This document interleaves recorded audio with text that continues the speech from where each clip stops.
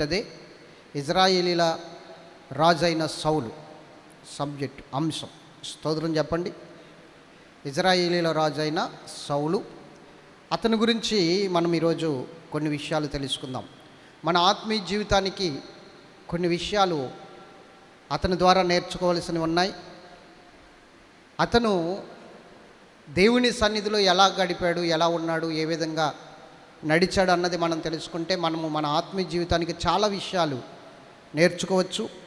కాబట్టి కొన్ని ఆత్మీయ విషయాలను బట్టి సౌలు గురించి మనం తెలుసుకుందాం. దేవునికి మహిమ కలుగును గాక. చెప్పాలి ఇంకొకసారి. ఎంతమందికి సంతోషంగా ఉంది దేవుని సన్నిధిలో గడపడానికి? రైట్. పరిశుద్ధ గ్రంథము నుండి మొదటి సమూయేలు గ్రంథము 10వ అధ్యాయము 1వ వచనాన్ని మనం చదువుకుందాం. 10వ అధ్యాయము 1వ వచనం. అప్పుడు సమూయేలు తైలపు బుడ్డి పట్టుకుని సౌలు తల మీద తైలము పోసి అతన్ని ముద్దు పెట్టుకుని యెహోవా నిన్ను అభిషేకించి తన స్వాస్థ్యము మీద అధిపతిగా నియమించి ఉన్నాడని చెప్పి ఇలాగూ సెలవిచ్చాను. దేవునికి మహిమ కలుగును గాక. దేవుడు మనతో మాట్లాడును గాక. దేవుడు మనందరినీ దర్శించును గాక. దేవుని పిల్లారా, జాగ్రత్తగా విందాం. ఇజ్రాయేలీలకు న్యాయాధిపతులు ఉన్నారు కానీ రాజు లేడు. న్యాయాధిపతులు ఉన్నారు. సమూయేలు ప్రవక్తే చివరి న్యాయాధిపతి. సమూయేలు ప్రవక్త చివరి న్యాయాధిపతి. అయితే ప్రజలందరూ సమూయేలు దగ్గరికి వచ్చి ఒక మనవి చేశారు. ఇజ్రాయేల్ ప్రజలందరూ కూడా ఏమని మనవి చేశారంటే,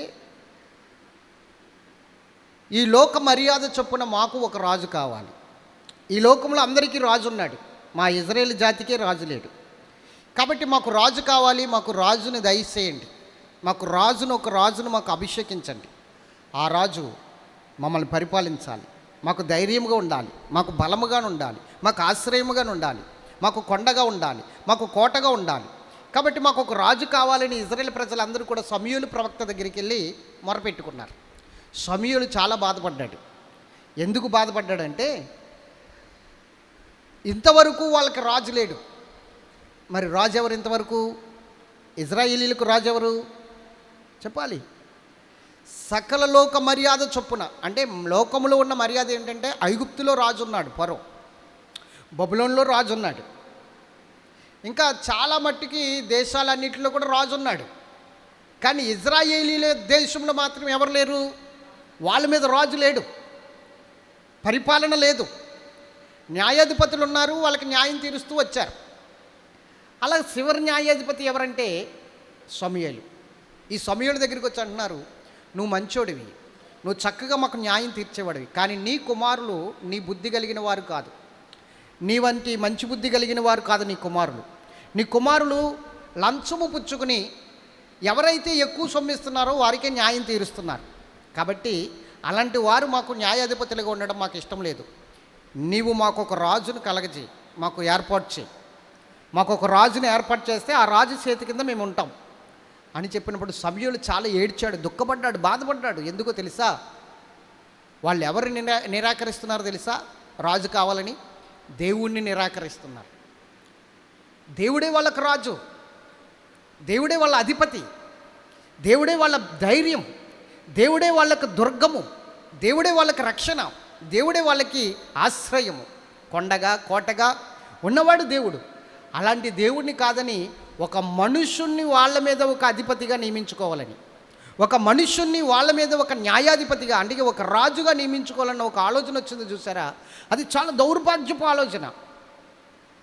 అందుకని సమూయేలు ఏడుస్తుంటే దేవుడు సమూయేలు దగ్గరికి వచ్చి అన్నాడు, నువ్వెందుకు ఏడుస్తావు?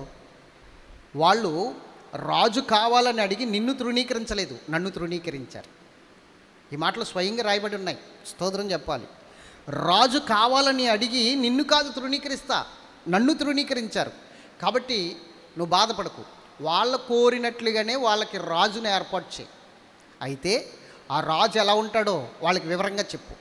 ఎలా ఉంటాడు రాజు అంటే, మిమ్మల్ని ఎట్టి పనులకు ఉపయోగిస్తాడు, తన సైన్యముగా ఏర్పాటు చేసుకుంటాడు, గుర్రముల వెనకాల రథముల వెనకాల మిమ్మల్ని పరిగెత్తేవారిగా ఉంచుకుంటాడు. అంతేకాదు వాళ్ళ ఇంట్లో దాసదాస్యులుగా ఏర్పాటు చేసుకుంటాడు. ఇది మీకు ఇష్టమేనా అని అడిగితే ఓకే అంటే వాళ్ళకి రాజుని ఏర్పాటు చేసి ఆ రాజుకి ఇజ్రాయేల్ జనాంగానికి ఒక రాజ్యాంగాన్ని కూడా నువ్వు సిద్ధం చేయన్నప్పుడు సమూయేలు ప్రవక్త రాజుని ఏర్పాటు చేసే ముందు రాజు పరిపాలన ఎలా చేయాలో, ఇజ్రాయేల్ ప్రజలను ఏ విధంగా పరిపాలించాలో ఒక రాజ్యాంగాన్ని రాసి సౌలు చేతికి అందించాడు. దేవునికి మహిమ కలుగును గాక. హల్లెలూయా. మరి సౌలు ఎలా రాజు అయ్యాడు? దేవుడు ఎన్నుకోవాలి. ఇప్పుడు ఇజ్రాయేల్ ప్రజల మీదకి ఒక రాజు కావాలంటే ఒక అద్భుతమైన వ్యక్తిని ఎన్నుకోవాలి, ఒక ఉన్నతమైన వ్యక్తిని ఎన్నుకోవాలి. జాగ్రత్తగా వినండి. ఈరోజు మనము కూడా చాలా పరిస్థితుల్లో ఏం చేస్తామంటే కొన్ని సందర్భాల్లో దేవుని యొక్క అధికారాన్ని తృణీకరించి మనంతటినీ మనమే ముందుకు వెళ్ళిపోవడానికి ప్రయత్నిస్తాం. దేవుడు మన మీద అధికారంతో ఉన్నాడు. ఆయన అధికారం మన మీద పనిచేయాలి. మన ప్రవర్తన అంతటిలో, మన నడుపుదల అంతటిలో దేవుని అధికారమే పనిచేయాలి. అప్పుడే మనం ఆశీర్వదించబడతాం, అప్పుడే మనం దీవించబడతాం. కొంతమంది దేవునికి అవకాశం ఇవ్వరు. వాళ్ళ కుటుంబంలో కానీ వారి విషయంలో కానీ దేవుడికి అవకాశం ఇవ్వరు. వాళ్ళకి ఏం తోస్తే అది చేస్తారు, వాళ్ళకి ఎలా అనిపిస్తే అలా చేస్తారు, వారు ఎలా ఆలోచించుకుంటే ఆ ఆలోచన ప్రకారంగా వెళ్ళిపోతారు. అది చాలా ప్రమాదకరం అండి. ఏదో ఒక రోజున ఏమవుతుందంటే నష్టాల ఊబిలో, కష్టాల ఊబిలో కూరుకుపోవడం జరుగుతుంది. మనకేది నచ్చితే అది చేయకూడదు. దేవుడు మన పైన అధికారిగా ఉన్నాడు. ఆయన అధికారానికి మనం అంగీకరించాలి, ఆయన సహాయం కోరుకోవాలి, పూర్తిగా ఆయన మీద మనము ఆధారపడాలి. ప్రభువా ఇలా వెళ్ళమంటావా, ఇలా చెయ్యమంటావా, ఈ విధంగా నడవమంటావా అని అడిగి ఆయన దగ్గర సలహా తీసుకోవాలి. ఎందుకంటే ఆయన ఎవరో తెలుసా? ఆలోచన చెప్పగలిగిన దేవుడు. అందుకే ఆయనకి ఆలోచనకర్త అని పేరు కూడా ఉంది. ఎవరికి ఆలోచన చెప్తాడు? మనకి. భూమి మీద ఆయన పోలికలో సృజించుకున్న మానవునికి, ఆయన పోలిక చొప్పున నడుస్తున్న ఆ మానవునికి గొప్ప ఆలోచన చెప్పగలిగిన ఆలోచనకర్త మన దేవుడు. దేవునికి స్తోత్రం. మరి ఆయన దగ్గర ఆలోచన కోరుకుంటున్నావా? ఇజ్రాయేలీలు తొందరపడినట్లుగా మాకు రాజు కావాలని నీ నిర్ణయాన్ని చొప్పున, నీ ఆలోచన చొప్పున ముందుకు వెళ్ళిపోతున్నావా? ఎలా ఉంటున్నావు నువ్వు? అట్లా మనం ఆలోచించకూడదు. మన ధైర్యము దేవుడై ఉండాలి, మన బలము దేవుడై ఉండాలి, మనకు ఆశ్రయము దేవుడై ఉండాలి, మన కొండ కోట దేవుడై ఉండాలి. అప్పుడే మనం జయం చూస్తాం. ఎలాంటి పరిస్థితి వచ్చినా నువ్వు నిలబడు, దేవుని మీద ఆధారపడి నిలబడు. దేవుని మీద ఆధారపడి నిలబడినప్పుడు నువ్వు ఎలాంటి పరిస్థితికి వచ్చినా నువ్వు ఓడిపోవు. గట్టిగా స్తోత్రం చెప్పాలి. యోబు అనే ఒక భక్తుడు దేవుని మీద ఆధారపడ్డాడని సాతానుడు వచ్చి భయంకరంగా అతన్ని హింసించాడు. అతను కొన్నదంతా తీసేశాడు. ఆఖరికి శరీరంలో ఉన్న ఆరోగ్యాన్ని కూడా తీసేశాడు.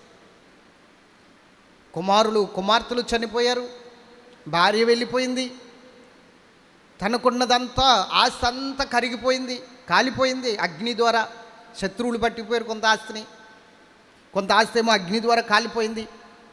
ఇప్పుడు ఈయన శరీరం ఏమో కుళ్ళిపోయి భయంకరమైన పరిస్థితి, కురుపులు ఏర్పడిపోయి కుళ్ళిపోతుంది శరీరం. గోక్కోవడానికి గోర్లు కూడా లేని పరిస్థితిలో ఉన్నాడు. దేవుడు అన్నీ ఇచ్చినప్పుడు యోబు ఎలా ఉన్నాడో అన్నీ తీసేసుకున్నప్పుడు కూడా అలాగే ఉన్నాడు యోబు. తన నోటంట దేవుణ్ణి దూషించే మాట రానివ్వలేదు. అన్నీ ఇచ్చినప్పుడు ఎలాగా అతడు దేవుణ్ణి ఆరాధించాడో, అన్నీ తీసేసుకున్నప్పుడు కూడా దేవుణ్ణి అలాగే ఆరాధించాడు. ఈ మనస్సు మనకు ఉండాలి. అంటే నేను అంటాను, ఎలాంటి పరిస్థితి వచ్చినా కదలకుండగా నిలబడాలి. యెహోవాయందు నమ్మిక ఉంచువాడట కదలక నిత్యము నిలుసు సియోను కొండవలే ఉంటాడట. ఎలా ఉంటాడు చెప్పండి? యెహోవాయందు నమ్మిక ఉంచువాడు ఎలా ఉంటాడు? సియోను కొండ ఎలా ఉంటుంది? సియోను కొండ అంటే ఈలోక సంబంధమైన కొండ కాదు, పరలోకములో స్థాపించబడిన కొండ సియోను. ఆ సియోను కొండ ఎలా ఉందంటే ఎన్ని తరాలైనా, ఎన్ని యుగాలైనా, అర్థమవుతుందా? ఆఖరికి భూమి ఆకాశములు గతించిపోతాయి ఒక రోజున, ఆ సియోను కొండ మాత్రము కదిలించబడదు. అలా ఉంటావు దేవుని యందు నమ్మిక ఉంచితే, అలా ఉంటావు. కదలక నిత్యము నిలుసు సియోను కొండవలే ఉంటావు. ఎస్, కష్టం వస్తుంది, ఇబ్బంది వస్తుంది, ఎవరి జీవితంలో అయినా వస్తుంది, రాకుండా ఉండదు. గొప్ప గొప్ప దైవజనుల జీవితాల్లోనే భయంకరమైన తుఫాన్లు వచ్చిన రోజులు ఉన్నాయి. గొప్ప గొప్ప దైవజనులే భయంకరమైన పరిస్థితులకి గురైపోయిన వారు ఉన్నారు. కానీ వారి విశ్వాసముతో నిలబడిన వారందరూ కూడా మరలా ఉన్నత స్థాయిలను అధిగమించారు. దేవునికి స్తోత్రం చెప్పాలి. ఉన్నత స్థాయిలను ఎక్కి కూర్చున్నారు, గొప్ప స్థాయికి వెళ్ళారు. కదలక నిలబడాలి. నీకు కష్టం వచ్చింది, ఎస్, ఎన్నాళ్ళు ఉంటుంది? నువ్వు నిజం, ఆశీర్వాదం నిజం, దేవుడు నిజం, నువ్వు ప్రార్థిస్తున్నది నిజం. కానీ నీకు వస్తున్న కష్టం ఉంది చూసారా, అది నిజం కాదు. ఒక రోజున మారిపోతుంది. దేవునికి మహిమ కలుగును గాక. చెప్పాలి ఇంకొకసారి. అందుకని యోబు ఏం పోల్చుకున్నాడంటే చెట్టుతో పోల్చుకున్నాడు. తను తాను ఎలా పోల్చుకున్నాడు? చెట్టుతో పోల్చుకున్నాడు. చెప్పాలి, ఎలా పోల్చుకున్నాడు? మాట్లాడరు ఏంటండి? ఇప్పుడు గాలేసిందనుకోండి, ఆకులు కొమ్మలు ఊగుతాయి, మొదలు ఊగుతుందా? మొదలు స్థిరముగా ఉంటుంది. గాలేసిందనుకోండి, కొమ్మలు ఇరిగిపోతాయి, మొదలు ఇరిగిపోదు కదా. మొదలు అలాగే ఉంటుంది. అలాగే నువ్వు ఎప్పుడైతే మొదలు వలె ఉన్నావో, చెట్టుకు మొదల వలె నువ్వు ఎలాగైతే స్టాండర్డ్గా ఉన్నావో, ఎంత గాలేసినా, రబ్బలు ఇరిగిపోతున్నా, కొమ్మలు ఇరిగిపోతున్నా, ఊగిపోతున్నా, నువ్వు మాత్రము కింద మొద్దు వలె స్టాండర్డ్గా ఎలాగైతే ఉన్నావో అలా ఉండగలిగితే దేవుడు ఆశీర్వదించడం ఖాయం, దీవించడం ఖాయం, నిన్ను లేవనెత్తడం ఖాయం. యోబు అలా నిలబడ్డాడు, తాను చెట్టు వలె పోల్చుకున్నాడు. అందుకనే నా ఏర్లు చుట్టూ నీళ్లున్నాయంటాడు, నా కొమ్మల మీద మంచుందంటాడు. అర్థమైందా? ఏర్ల చుట్టూ ఏముంది? వాక్యం మీద ఆధారపడ్డాను, నేను వాక్యం మీద నిలబడ్డాను, క్రీస్తు అనే బండ మీద నిలబడ్డాను. నేను త్రోయబడను, నేను పడిపోను, ఊగుతానేమో కానీ త్రొట్టిల్లిపోను, పడిపోను, జారిపోను అని మాట్లాడుతున్నాడు. కష్టాలు, ఇబ్బందులు శాశ్వతం కాదు. నీకు వచ్చిన ఇబ్బంది శాశ్వతం కాదు, నీకు వచ్చిన కష్టం శాశ్వతం కాదు. ఒక్క రోజున విడుదల ఉంది. నమ్మిక మాత్రం ఉంచు బిడ్డ, నమ్మిక మాత్రం ఉంచు. ఖచ్చితంగా విడుదల చూస్తావా లేదా? నమ్మిక ఉందా లేదా? నీకు విడుదల వస్తుందని నమ్మిక ఉందా లేదా? ఖచ్చితంగా. దేవునికి స్తోత్రం. ఒక సహోదరుడు చాలా ఇబ్బందులతో బాధపడేవాడు. ఎవరైనా 10 రూపాయలు ఇస్తారేమో, టీ తాగుదాము, టిఫిన్ తిందామని అంత హీనమైన స్థితికి వెళ్ళిపోయాడు. ఎవరైనా 10 రూపాయలు ఇస్తే చాలు అనుకుని. కానీ ఒక రోజున దేవుని సన్నిధిలో నిలబడి ప్రార్థన చేస్తున్నాడు. ప్రార్థన ఎలాంటి ప్రార్థన అంటే, ఇంకెంతవరకు నేను అనుభవించిన స్థితి చాలు ప్రభువా, ఇంక ఇలాంటి పరిస్థితి నాకు కాదు, ఏ సహోదరుడికి రాకూడదు. కాబట్టి దయచేసి నాకు సహాయం ఇయ్యి. నువ్వు సహాయం ఇస్తే నాలాంటి వారిని ఆదరించే రీతిలో నాకు సహాయం చేయి, నాలాంటి వారికి చేయూతనిచ్చేంత సహాయం చేయి. అలా చేస్తే లేదంటవా, నన్ను నీ రాజ్యానికి తీసేసుకో, నన్ను ఉంచొద్దు. నేను ఇక్కడ ఉన్నాను అంటే ఏదో ఒక ఫలితం ఉండాలి. ఖచ్చితంగా నీ ఆశీర్వాదాన్ని పంచిపెట్టే వ్యక్తిగా ఉండాలి. నీ ఆశీర్వాదాన్ని ఇతరులకు పంచిపెట్టాలి నేను. అలా ఉంచు, లేదా తీసుకో అని ప్రార్థన చేశాడండి. అలా ప్రార్థన చేయగానే దేవుడు సంవత్సర కాలం తర్వాత అతన్ని ఎంతగా ఆశీర్వదించాడంటే, ఈరోజు అనాథ పిల్లలను దత్తత చేసుకుని, అనాథ పిల్లలను దగ్గర ఒక 80 మంది అనాథ పిల్లలు ఉంటారు అతని దగ్గర. అతని పేరు నాకు ఐడియా లేదు. ఒక 80 మందికి పైగా అనాథ పిల్లలను దత్తత చేసుకున్నాడు. అలాగే ఇంకో ఆశీర్వాదకరమైన విషయం ఏంటంటే, ఆశ్చర్యకరమైన విషయం ఏంటంటే, అతని జీవితంలో జరిగిన అద్భుతం,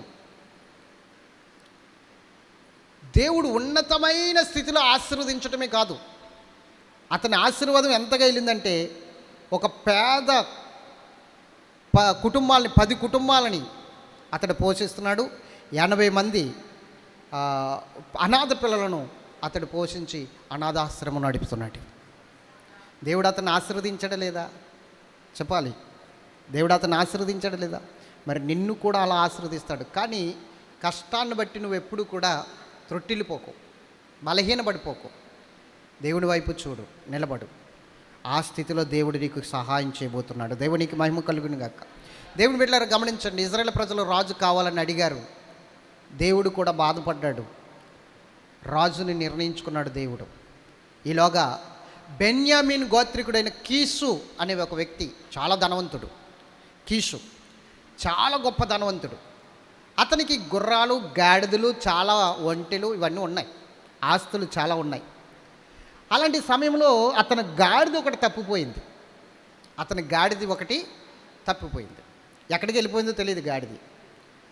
అతని కుమారుడు సౌలు, కీసు కుమారుడు సౌలు. సౌలు చాలా అందగాడు, ఎత్తైనవాడు, మంచి పర్సనాలిటీ ఉన్నవాడు, చాలా అందగాడు అన్నమాట. అతని అందము ఎవరైనా చూస్తే అతను అలా చూస్తూ ఉండిపోతారంట, అంత అందగాడట. ఎవరు? సౌలు. స్తోత్రం చెప్పండి. చూడండి, 1 సమూయేలు గ్రంథం 9వ అధ్యాయము 2-3 వచనాలు చదవండి. అతనికి సౌలు అను ఒక కుమారుడు ఉండెను. అతడు బహు సౌందర్యము గలవాడైన యవ్వనుడు. ఇశ్రాయేలీలో అతని పాటి సుందరుడు ఒకడును లేడు. అతడు భుజములు మొదలుకొని పైకి ఇతరుల కంటే ఎత్తుగలవాడు. ఆమేన్. దేవునికి స్తోత్రం చెప్పండి.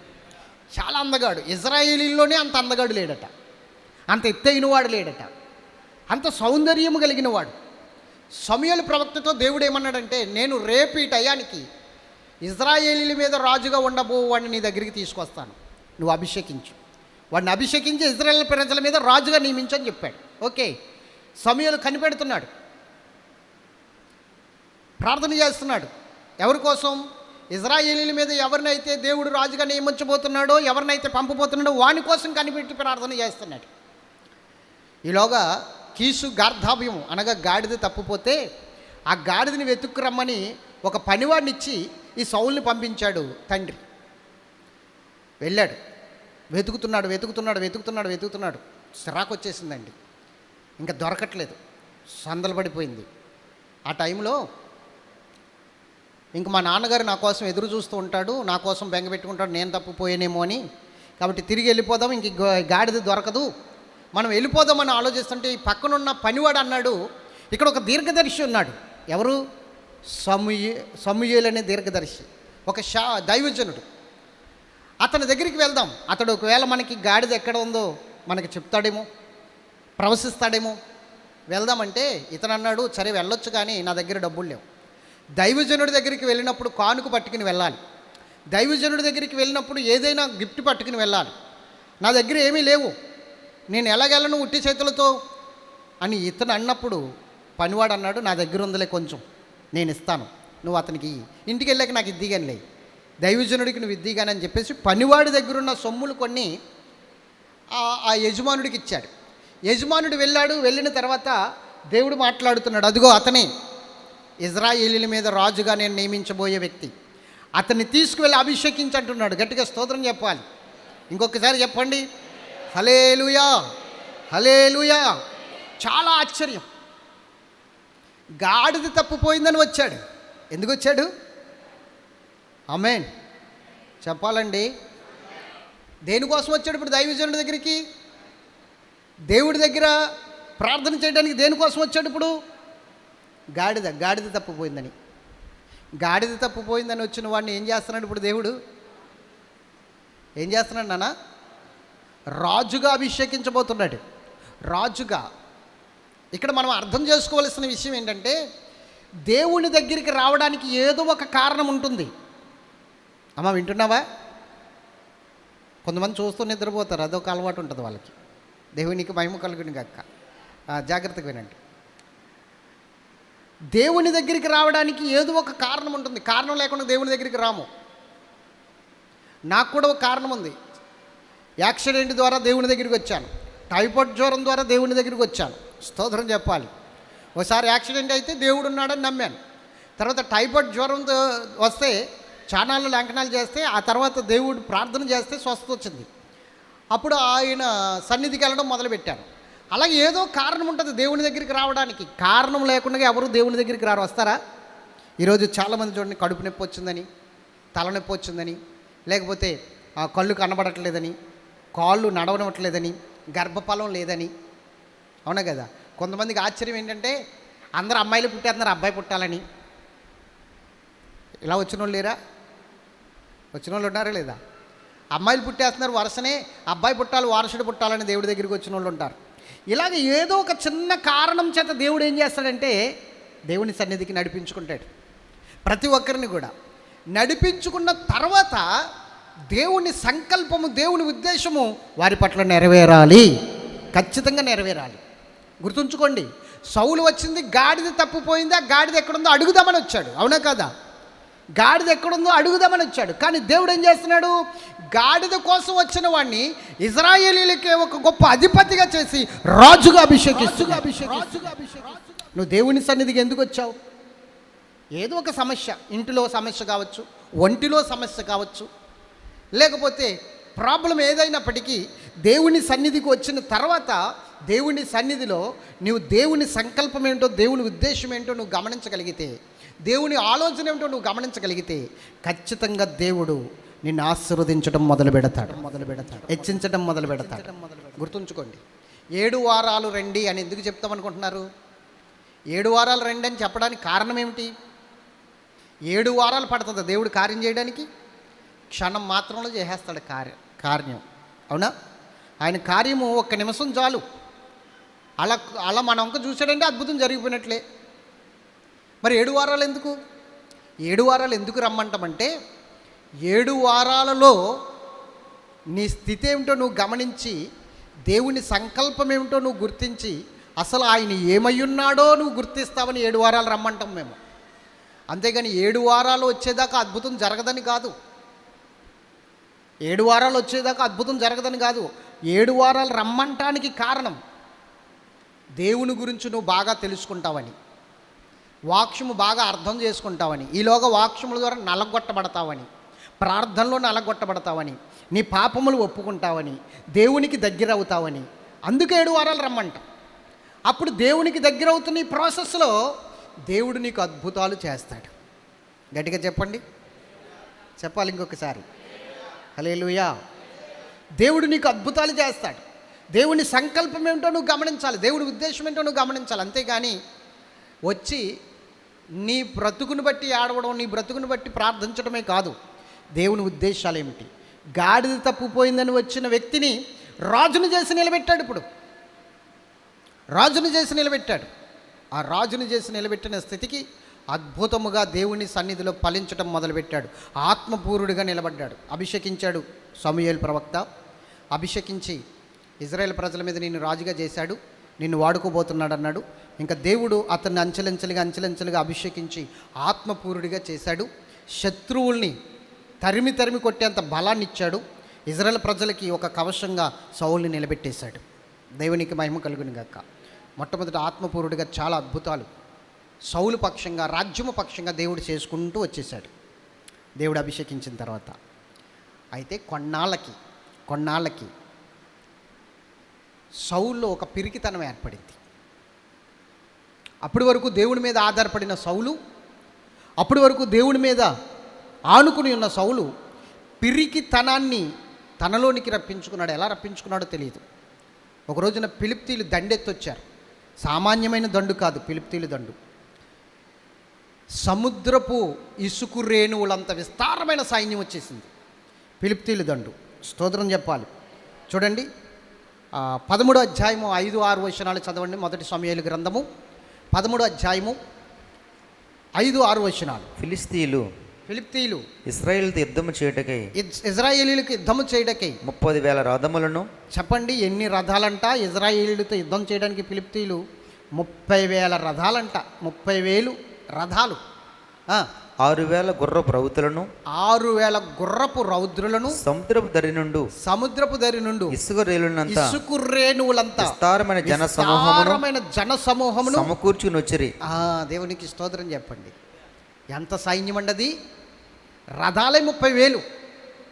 అమ్మ, వెనకాల ఉన్నవారు వింటున్నారా? రథాలు ఎన్ని? 30,000 రథాలను తీసుకుని వచ్చారు. 6,000 గుర్రపు రౌదులను తీసుకుని వచ్చారు. అర్థమవుతుందా? ఇసుకు వేస్తే రాలనంత విస్తారమైన సైన్యము, సముద్రపు వారన ఇసుకు రేణువులు ఎన్నుంటాయి? బీచ్కి వెళ్ళారు ఎప్పుడైనా? సముద్రం ఒడ్డున ఇసుక రేణువులు ఎన్నుంటాయి? తవ్వి కొలిది వస్తూనే ఉంటాయి కదా. అంత విస్తారమైన సైన్యమును వేసుకుని వచ్చేసరికి ఇజ్రాయేలీలకు కొంచెం జడుపు వచ్చింది. అంతేకాదు, సౌలుకు కూడా భయం వేసింది. సమూయేలు దగ్గరికి వచ్చాడు. అయ్యా ఏం చేయమంటారు? నేను అభిషేకం పొందిన తర్వాత, రాజుగా నిర్ణయించబడిన తర్వాత ఇంత పెద్ద సైన్యాన్ని నేను ఎక్కడా చూడలేదు. ఇంత పెద్ద సైన్యంతో నేను యుద్ధం చేయలేదు ఇప్పటి వరకు. ఇప్పుడు ఇంత పెద్ద సైన్యంతో యుద్ధం చేయాలంటే నేను ఏం చేయాలి అని సమూయేలు ప్రవక్తతో అడిగితే, సమూయేలు అంటున్నాడు, గిల్గాలో 7 రోజులు కనిపెట్టు. ఎక్కడ చెప్పాలి? గిల్గాలో 7 రోజులు కనిపెట్టు, నేను వస్తాను, వచ్చి దహనబలి అర్పించి ప్రార్థనాపూర్వకంగా యుద్ధానికి పంపిస్తానని చెప్పాడు. ఈ 7 రోజులు కనిపెడుతూ ఉన్నారు. ఒక రోజు గడిచింది, 2వ రోజు గడిచింది, 3వ రోజు గడిచింది. ఫిలిష్తీయులేమో యుద్ధానికి భయంకరమైన రీతిలో కదం తొక్కుతున్నారు. వీళ్ళు గిల్గాలో ఉన్నారని తెలుసుకుని వాళ్ళు కూడా గిల్గా మీద వచ్చి పడిపోతారేమో అని వీళ్ళకి భయం. సౌలు అప్పటి వరకు బాగానే ఉన్నాడు. 7 రోజులు అయిపోయింది. 7 రోజులు ఓపిక పట్టినాడు. ఒక అరగంట ఓపిక పడితే సరిపోను. ఒక అరగంట 7 రోజులు ఓపిక పట్టినాడు. ఒక అరగంట ఓపిక పడితే సరిపోను. కానీ 7 రోజులు అయిన వెంటనే సమూయేలు కొంచెం రావడం ఆలస్యమైంది. ఈలోగా సౌలు సాహసించి ధైర్యం తెచ్చుకుని, ఆ దహన బలి పశువులను నా దగ్గరికి తీసుకురండి, నేనే వధించేస్తానని చెప్పి ఆ దహన బలి పశువులను వధించి అతడే యుద్ధానికి పంపించేశాడు. ఈలోగా సమూయేలు ప్రవక్త వచ్చాడు. వచ్చి అంటున్నాడు, నువ్వేం చేసావు? నువ్వు చేసిన పనేమిటి అని అడుగుతున్నాడు. అయ్యా, నువ్వు రాకపోయేసరికి నేనే సాహసించి బలులని అర్పించేశానంటే నువ్వు చాలా తప్పు చేశావు. దేవుడు నీ రాజ్యము నీ మీద నిలవకుండా చేసేస్తాడు. జాగ్రత్త, ఎలాంటి పనులు చేస్తాయి. దైవజనుడు వచ్చేంత వరకు ఆగలేవా? దైవజనుడు చేసేంత వరకు నువ్వు ఉండలేవా? ఆ దహన బలులు అర్పించే పని ఎవరిది? చూడండి, ఆ మాటలు నేను మీకు చదివించి వినిపిస్తాను. తీశారా? ఇంకను 13, 8, 9 వచనాలు. సమూయేలు చెప్పినట్లు అతడు 7 దినములు ఆగి సమూయేలు గిల్గాలుకు రాకపోవటయు గిల్గాకు ఇంకా రాకపోవటయు జనులు తన యొద్ద నుండి చెదిరిపోవటయు చూసి దహన బలులను సమాధాన బలులను నా యొద్దకు తీసుకురమ్మని చెప్పి దహన బలి అర్పించెను. అతడు దహన బలి అర్పించి చాలించిన వెంటనే సమూయేలు వచ్చెను. సౌలు అతన్ని కలుసుకొని అతని వందనము చేయుటకై బయలుదేరగా సమూయేలు అతనితో, నీవు చేసిన పని ఏమిటి అని అడిగాను. అందుకు సౌలు జనులు నా యొద్ద నుండి చెదిరిపోవటయు నిర్ణయ కాలమున నీవు రాకపోవటయు ఫిలిష్తీయులు మిక్మషుల కూడిండుటయు నేను చూచి ఇంకను యెహోవాను శాంతిపరచక మునిపే ఫిలిష్తీయులు గిల్గాలుకు వచ్చి నా మీద పడుదురనుకుని అంతటి నేను సాహసించి దహన బలి అర్పించితిననుకునేను. దేవునికి స్తోత్రం చెప్పండి. నేను దహన బలి అర్పించేసానని చెప్తున్నాడు. సింపుల్గా చెప్పేశాడు. ఎవరు చేయాలండి దహన బలి కార్యక్రమం? ఎవరు చేయాలి? దైవజనుడు చేయాలి, విశ్వాస చేయాలి. కానీ దైవజనుడు పని చేసేస్తానంటే ఎలా కుదురుతుంది? ప్రవక్త పని చేసేస్తానంటే ఎలా కుదురుతుంది? ఎవరు చెయ్యాలో వాళ్ళే చెయ్యాలి. గాడిద పని గాడిదే, కుక్క పని చెప్పరేంటండి? గాడిద పని గాడిదే, కుక్క పని కుక్కే. గాడిద కుక్కలాగా, కుక్క గాడిదలాగా చేయకూడదు కదా పనులు. కుక్క పని కుక్కే చేయాలి, గాడిద పని గాడిదే చేయాలి. ఒక ఇంటి యజమానికి ఒక గాడిద, ఒక కుక్క ఉన్నాయి. ఆ ఇంటి యజమాని చాలా దుర్మార్గుడు. కుక్కని సరిగ్గా పట్టించుకునేవాడు కాదు, సరిగ్గా మేత పెట్టేవాడు కాదు. గాడిదను కూడా అలాగే చూసేవాడు. కానీ ఒక రోజున ఆ ఇంటి యజమాని ఇంటికి రాత్రి దొంగోడు. ఇప్పుడు దొంగోడిని పట్టించవలసిన పని ఎవరిది? కుక్కదా గాడిదా? ఎవరిదండి? కుక్కదే కదా. కుక్క మౌనంగా ఉంది, మొరగట్ల. గాడిద అంటుంది, మన యజమాని ఇంటికి దొంగోడు వచ్చాడు, మొరుగు మన యజమానిని లెగ్గొట్టు అంటుంది. కుక్క అంటుంది, నోర్మే, ఆడు మనకు సరిగ్గా భోజనం పెడుతున్నాడా? సరిగ్గా మనల్ని చూసుకుంటున్నాడా? రాణి దోసుకుపోని, పేడ వదిలిపోద్ది, ఆడి గర్వం అణిగిపోద్ది, నేను మొరగను అంటుంది. మన యజమాని మనల్ని తిట్టినా కొట్టినా, మనకు ఆహారం పెట్టినా పెట్టకపోయినా, మన యజమానికి మనం నష్టం కలగజేయకూడదు. మన పని మనం చెయ్యాలి. మొరుగు, అరువు అంటుంది గాడిద. నేను అరవను, నువ్వు నోరు పోయి అంటుంది కుక్క. నువ్వు అరవకపోతే నేను అరుస్తాను అంటుంది. అరిస్తే అరుచుకో అంది. నాకేం పని, నువ్వు అరుచుకో అంది. ఇది అరవడం మొదలెట్టింది. గాడిద అరుస్తుంది. కుక్క అరిస్తే దొంగడు సర్దుకుంటాడు. గాడిద అరుస్తుంది. గాడిద అరుస్తుంటే యజమానికి చిరాకు వస్తుంది. ఎందుకు అరుస్తుంది? బుద్ధి లేని గాడిద అని 2-3 సార్లు కేకలు పెట్టాడు. ఇంకా అరుస్తుంది. పెద్ద బెత్తం పట్టుకొచ్చి కొట్టడం మొదలెట్టాడు. నిద్రపోనవా నన్ను అని కొడుతుంటే పాపం అది ఆ కొట్టిన స్థితికి బాధ తట్టుకోలేక స్పృహ తప్పి పడిపోయింది. కుక్క మురిగితే వేరేగా ఉన్నాం, గాడిద అరిసింది. చెప్పండి, ఇప్పుడు కుక్క పని కుక్క చెయ్యాలి, గాడిద పని మరి గాడిద అరిసినందుకు మేలే చేద్దామని అరిసింది పాపం. దానికి దెబ్బలు వచ్చినాయి. అలాగే ఇక్కడ సమూయేలు చేయవలసిన పని సౌలు చేసేసాడు. సమూయేలు చేయవలసిన దహన బలిని సౌలు అర్పించేశాడు. ఏమంటున్నాడో తెలుసా? ఇంకా నీ రాజ్యం నీకు నిలబడదు. నీ సహోదరుని ఎన్నుకున్నాడు దేవుడు, అతనికి ఇచ్చేస్తాడు, జాగ్రత్త అని హెచ్చరించి అక్కడి నుంచి వెళ్ళిపోయాడు. యుద్ధం అయిపోయింది, మొత్తం మీద విజయం వచ్చింది, వచ్చేసారు. వచ్చేసిన తర్వాత దేవుడు ఎప్పుడూ కూడా ఒక తప్పు 2 తప్పుల్ని చూసి వదిలిపెట్టేసేవాడు కాడు. గుర్తుంచుకోండి. అయ్యో నేను ఈరోజు తప్పు చేశాను కదా, దేవుడు నన్ను త్రోసేస్తాడేమో, దేవుడు నన్ను విడిచిపెట్టేస్తాడేమో అనుకోకండి. ఇంకొక అవకాశం ఇస్తాడు దేవుడు నీకు మారడానికి, మరలా మారు మనసు పొందడానికి, మరలా దేవుని సన్నిధిలో పశ్చాత్తాపడడానికి, మరలా దేవుని సన్నిధిలో ఒక అద్భుతమైన అవకాశం నీకు ఇవ్వబడుతుంది. దేవుడు ఖచ్చితంగా ఇస్తాడు అవకాశం. ఆ అవకాశాన్ని నువ్వు సద్వినియోగం చేసుకోవాలి. మరలా దేవుడు సౌలుకి ఒక అవకాశం ఇచ్చాడు. అమాలేకీయుల దేశం మీదకి వెళ్ళమన్నాడు దేవుడు. అమాలేకీయులు చేసింది, ఇశ్రాయేలు ప్రజల పట్ల అమాలేకీయులు చేసింది నీకు తెలుసు కదా సౌలు. కాబట్టి అమాలేకీయుల యొక్క దేశాన్ని మొత్తం అగ్నితో కాల్చివేసి, అక్కడున్న శాపగ్రస్తమైనదంతా అగ్నితో కాల్చివేసి నువ్వు తిరిగి రావాలన్నాడు. ఓకే, వెళ్తాం, నా తప్పుని అక్కడైనా నువ్వు సరి చేసుకుంటానని చెప్పేసి అమాలేకీయుల పట్టణం బయలుదేరాడండి సౌలు. బయలుదేరిన తర్వాత అక్కడ ఉన్న జనులు అన్నారు, ఇతను కూడా వెళ్ళిన వాళ్ళు అన్నారు. చాలా జాగ్రత్త అండి, మన కూడా ఉన్న వారితో చాలా ప్రమాదం, చాలా జాగ్రత్తగా వినాలి. ఇతను కూడా వెళ్ళిన సైన్యంలో కొంతమంది అన్నారు, మహారాజా ఈ ఎడ్లు, ఈ గొర్రెలు, ఈ పొట్టేళ్ళు చాలా బలిష్టంగా ఉన్నాయి, క్రొవ్వు పట్టి ఉన్నాయి, వీటిని మన దేవుడైన యెహోవాకు బలి ఇవ్వడానికి వీటిని తీసుకుని వెళ్దాం, వీటిని సంపొద్దు, వీటిని కాల్చొద్దు, వీటిని తీసుకుని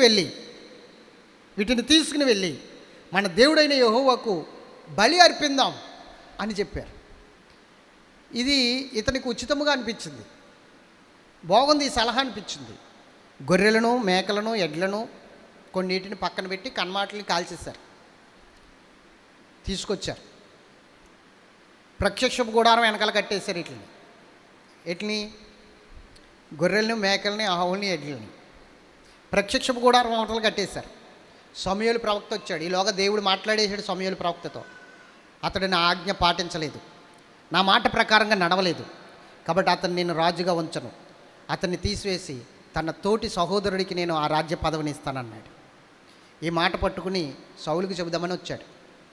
సౌలుకి చెబుదామని వస్తే సౌలు సమూయేలు ప్రవక్తకు వందనం చేసి, నువ్వు చెప్పినట్టు చేసేసాను అన్నాడు.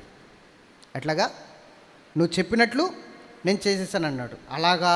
అలాగైతే నాకు వినబడుతున్న ఆ గొర్రెలు, ఎడ్ల రంకెలు ఎక్కడి నుంచి వచ్చినాయి? మొత్తం అంతటిని కాల్చేసి రమ్మన్నాడు. శపితమైనది అన్నాడు. అక్కడ శపితమైనది కొంచెం కూడా నువ్వు తీసుకోకూడదన్నాడు, కొంచెమైన నువ్వు పట్టుకురాకూడదన్నాడు. శపితమైనది నువ్వే తీసుకోకూడదంటే అది శపితమైనది తీసుకొచ్చి దేవుడికి బలి అర్పిస్తావా? దేవుడికి నైవేద్యం అర్పిస్తావా? దేవుడికి నైవేద్యం అర్పించి శపితమైన దానితో దేవుడికి బలులు అర్పించడం ఎంతవరకు కరెక్ట్ ఒకసారి ఆలోచించండి. నువ్వు తీసుకోవద్దని దేవుడు అన్నప్పుడు దేవుడికి అర్పించడం ఏంట్రా పిచ్చోడా? నువ్వు తీసుకోవద్దన్నప్పుడు దేవుడికి అప్పగించడం ఏంటి? ఎర్రితనం కాకపోతేనే. మొదట్లో యాపకాయ అంత ఎర్రి అనుకున్నాం, కాదు గుమ్మడికాయ అంత ఉంది ఎర్రి ఇప్పుడు సౌలుకి. ఎందుకు ఈ పని చేశావు? చూడండి అక్కడ మాట్లాడుతున్న మాటలు మనం చూద్దాం. చూడండి 15:14 మొదటి సమూయేలు గ్రంథము 15:14. సమూయేలు అందరూ విన్నారా? 15:14 సమూయేలు అలాగైతే నాకు వినబడుచున్న గొర్రెల అరుపులను ఎడ్ల రంకెలను ఎక్కడివి అని అడిగాను. ఎక్కడివి చూసారా, ఎక్కడ కట్టేశాడు వీటిని? ప్రత్యక్ష గూడవరం వెనకాల కట్టేశాడు. అప్పటికి ఇంకా మందిరం కట్టబడలేదు. ప్రత్యక్ష గూడారమే వాటి వెనకాల కట్టేశాడు. నేను అన్నీ చేసేసాను, దేవుడు చెప్పినట్టు చేసేసాను, కాల్చేశాను. అలాగా మరి నాకు వినబడుతున్న ఎడ్ల రంకెలు గొర్రెల అరుపులు ఎక్కడి నుంచి వచ్చినాయి? అవి ఎక్కడి నుంచి తెచ్చావు అంటే అప్పుడు మాట్లాడుతున్నాడు చూడండి సౌలు. అందుకు సౌలు అమాలేకీయుల యొద్ద నుండి జనులు వీటిని తీసుకుని వచ్చి నీ దేవుడైన యెహోవాకు బలులు అర్పించుటకు జనులు గొర్రెలలోను ఎడ్లలోను మంచి వాటిని ఉండనిచ్చిరి. స్తోత్రం చెప్పండి గట్టిగా. ఏమండి, నువ్వే వద్దు శపించబడతావని దేవుడు చెప్పినప్పుడు అవి దేవుడికి ఇస్తావా? చెప్పండి. దొంగతనము చెయ్యవద్దని దేవుడు చెప్పాడు కదా. ప్రభు ఈరోజు దొంగతనం బాగా జరిగితే నీకు దశమ భాగం ఇస్తానంటే ఇది ఇంకా బాగుంది కదా. ఇప్పుడు సౌలు అన్నమాట అలా ఉందా లేదా? దొంగతనం చెయ్యొద్దంటే ప్రభు ఈ రాత్రి దొంగతనం బాగా పారితే బాగా జరిగితే నీకు అందులో దశమ భాగం 10% కాదు 20% ఇస్తాను ప్రభు. ఇప్పుడు 20% దక్షిణ భాగం ఇస్తాడని ఇప్పుడు దొంగతనం బాగా జరగాలాడికి, అంతే కదా. అంటే దీనికి అర్థమేంటి? ఇప్పుడు నువ్వు దక్షిణ భాగాలు ఇస్తే, నువ్వు కానుకలు ఇస్తే దేవుడు ఏదైనా ఒప్పేసుకుంటాడా? అంటే నువ్వు లంచం ఇస్తున్నావు ఆయనకి. సమూయేలు ప్రవక్త కూడా ఇలాగే రియాక్ట్ అయ్యాడు. సేమ్ టు సేమ్ ఇలాగే రియాక్ట్ అయ్యాడు. చూడండి కిందకి ఆ 15:22 కానించి చదువుదాం. అందుకు సమూయేలు ప్రవక్త 22 వచ్చిన మొదటి సమూయేలు 15, 22, 23 చదువుదామా. అందుకు సమూయేలు తాను సెలవిచ్చిన ఆజ్ఞను ఒకడు గైకొనుట వలన యెహోవా సంతోషించినట్లు. దేవుడు సంతోషించాలంటే ఏం చేయాలి? ఇప్పుడు చెప్పండి. వెనకాల ఉన్నవారు చెప్పాలి. దేవుడు సంతోషించాలంటే మనం ఏం చేయాలి బిడ్డలారా, సహోదరులారా చెప్పండి. ఏం చెయ్యాలి? దేవుడు మనతో ఏం చెప్తున్నాడో అది చెయ్యాలి. దేవుడు మనకి ఏం ఆజ్ఞాపిస్తున్నాడో అది చెయ్యాలి. అది చేస్తేనే దేవుడు మనల్ని ఆశీర్వదిస్తాడు, మనల్ని బట్టి సంతోషిస్తాడు. తాను సెలవిచ్చిన ఆజ్ఞను ఒకడు గైకొనుట వలన ఆయన సంతోషించును గాని ఒకడు దహన బలులను గొర్రెలను బలులను అర్పించుట వలన ఆయన సంతోషించునా. గట్టిగా స్తోత్రం చెప్పండి. సంతోషిస్తాడు ఆయన? సంతోషించడు. నీవు దేవుడు చెప్పిన మాట ప్రకారంగా చేస్తే దేవుడు సంతోషించును. నీ తప్పులన్నీ కడిగేద్దుడు ఆయన. నీకు ఒక అవకాశం ఇచ్చాడు, అవకాశాన్ని నువ్వు వినియోగించుకోలేకపోయావు. కానీ ఇప్పుడు దేవుడి మాట పక్కన పెట్టేసి ఆయన ఆజ్ఞను గైకొనకుండా బలులు అర్పించాలని, దహన బలులు అర్పించాలని అక్కడ శపితమైన ఎడ్లను, శపితమైన గొర్రెలను తీసుకొచ్చి ఒప్పించాడా. దేవుడు నిన్ను పూర్తిగా తీసేశాడు. ఇంకా నేను ప్రార్థన చేసి దేవుడికి అప్పచెప్పవలసిన పని లేదు. నీ కొరకు ప్రార్థన చేయను అన్నాడు. అలా కాదు, నేను తప్పు చేశాను, ఈ జనుల మాటలు విని నేను తప్పు చేశాను, ఈ జనుల మాటల ప్రకారంగా నేను చేసి తప్పు చేశాను, నా కొరకు ప్రార్థన చేయని అడుగుతున్నాను. నేను చేయను ప్రార్థన. దేవుడు చేయొద్దు అన్నాడు, ప్రార్థన అన్నాడు. కాదు, ప్రార్థన చేయి. ఈ జనుల మాటలు విని, ఎవరి మాటలు విని? అసలు నీకు దేవుడు చెప్పింది నువ్వు వినాలా, పక్కోళ్ళు చెప్పింది వినాలా? ఎవరు చెప్పింది వింటున్నావు? ఈరోజు నీ సంసారాన్ని నాశనం చేసుకోవడానికి, నీ కుటుంబాన్ని పాడు చేసుకోవడానికి, శాపగ్రస్తమైన స్థితిని నువ్వు అనుభవించడానికి కారణం దేవుడు చెప్పింది కాదు, పక్క వాళ్ళు చెప్పింది వింటున్నావు కాబట్టి. ఎంత దారుణమైన పరిస్థితి అది, ఎంత దారుణమైన పరిస్థితి. దేవుడు చెప్తున్నాడు ఈ రోజున, దేవుడు తను సెలవిచ్చిన మాట ప్రకారంగా నడిస్తే నువ్వు ఆశీర్వదించబడతావు. ఎందుకంటే దేవుడు సంతోషిస్తాడు. దేవుడు మాట ప్రకారంగా నువ్వు నడిచినప్పుడు దేవుడు సంతోషిస్తాడు. అంతేకాని దేవుని మాట ప్రకారంగా కాకుండా ఆ మాటను పక్కన పెట్టేసి నీ పక్కనున్న వాళ్ళు ఏదో సలహా ఇస్తే ఆ సలహా మేరకు నువ్వు నడిస్తే ఖచ్చితంగా దేవుని శాపము నీ మీదకి దిగి వస్తుంది. ఖచ్చితంగా దిగి వస్తుంది. ఎలా దిగొచ్చిందో చూపిస్తాను. సౌలు గురించి క్లుప్తంగా సౌలు గురించి మీ ముందు పెడుతున్నాను నేను, జాగ్రత్తగా వినండి. సౌలు ప్రారంభం ఏమిటి, అతడు ముగింపు ఏమిటి? సౌలు ప్రారంభము బాగుంది కానీ ముగింపు బాగోలా. అదే నేను చెప్పబోతున్నాను ఇప్పుడు.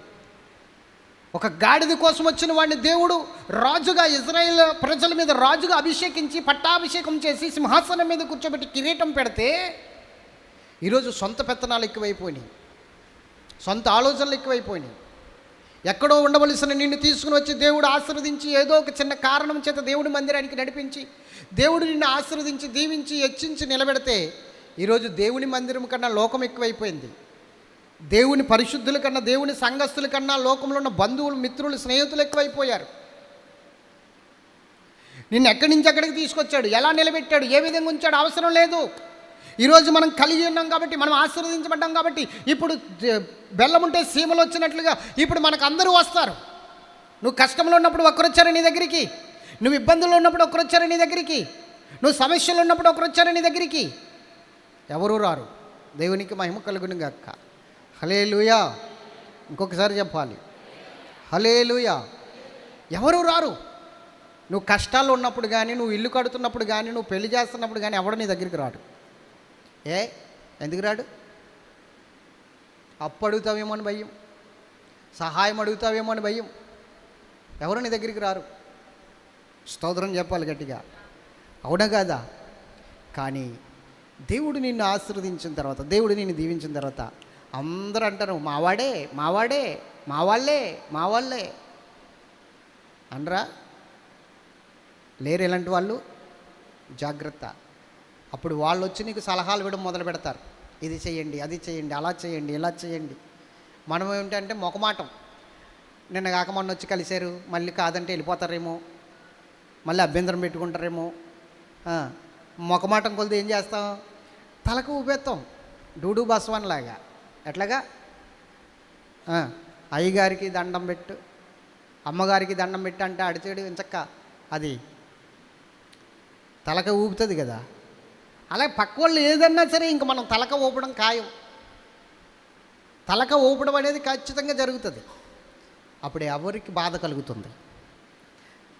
నీవు కష్టంలో ఉన్నప్పుడు, ఇబ్బందులు ఉన్నప్పుడు నీకు సహాయం చేసిన దేవునికే బాధ కలుగుతుంది.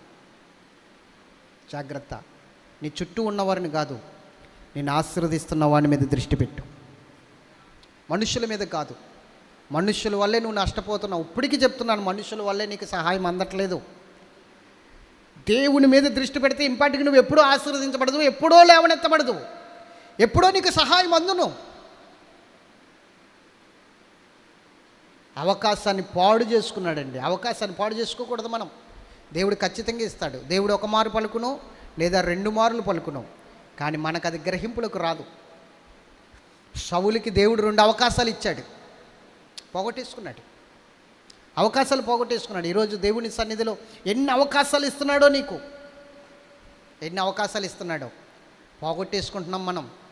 దేవుని సన్నిధిలో అవకాశాలన్నీ పోగొట్టేసుకుంటున్నాం. దౌర్భాగ్యులం కదా, పనికి మాలిన వాళ్ళము కదా. ఈరోజు ఒక్క అవకాశం ఉంటే అవకాశాన్ని పట్టుకుని వెళ్ళిపోవాలా, పైకి లేవనెత్తబడాలా. అవకాశాన్ని వదులుకోకూడదు. జాగ్రత్త. దేవుడు మాట్లాడుతున్నాడు, వదిలిపెట్టే అన్నాడు. లేదు నువ్వు రావాలని చెప్పేసి సమూయేలు గంగ కప్పుకున్నాడు, దుప్పటి. సమూయేలు ప్రవక్త దుప్పటి కప్పుకున్నాడు. రావాలన్నాడు. నేను రాను, ప్రార్థన చేయొద్దు అన్నాడు దేవుడు అన్నాడు. ఆ దుప్పటి పట్టుకుని ఇలా లాగాడు, దుప్పటి చిరిగిపోయింది. సౌలు సమూయేలు ప్రవక్త దుప్పటి పట్టుకుని లాగాడు, దుప్పటి చిరిగిపోయింది.